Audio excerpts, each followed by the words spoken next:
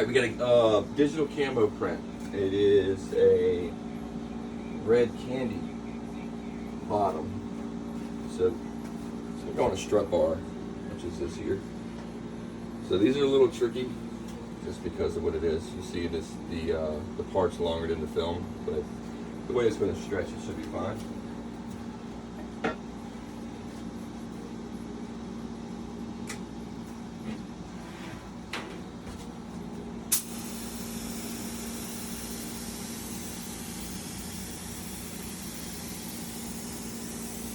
Film usually activates pretty quickly,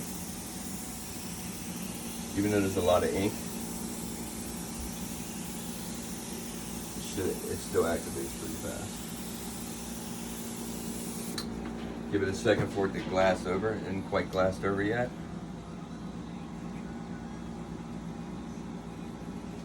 Give it a minute. Not a minute literally, but we'll give it a few. You'll see it start to glass over. That's when you know it's ready. See how it's starting to change a little bit? So we let that activator set in and liquefy the print. So it's almost floating underneath of a layer. And it should wrap. It's starting to glass out really nice now. You gotta be careful because you don't want it to over-activate.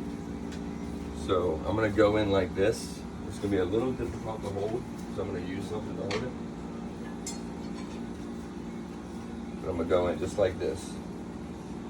Really slow, and it should wrap all the way around.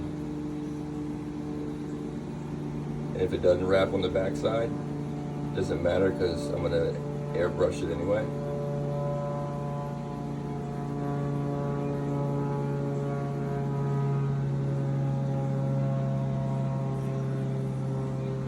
Notice how slow I'm going to get both sides. I want that film to get on the back side.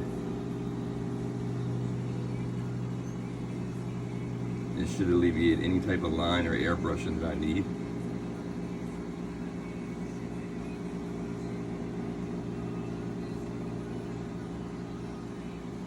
My tank's pretty deep, so I'm really not concerned too much about hitting bottom. I am concerned about this backside where I'm holding it though. As you see, the slower I go, the more it allows that print to get into the backside.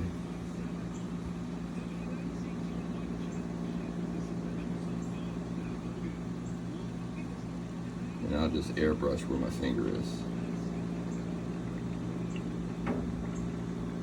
And then when you pull it up,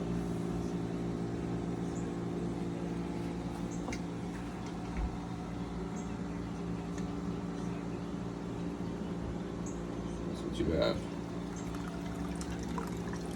It should be wrapped all the way around backside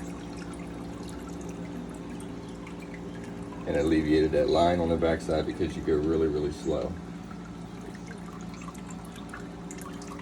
And that's it. So it's good.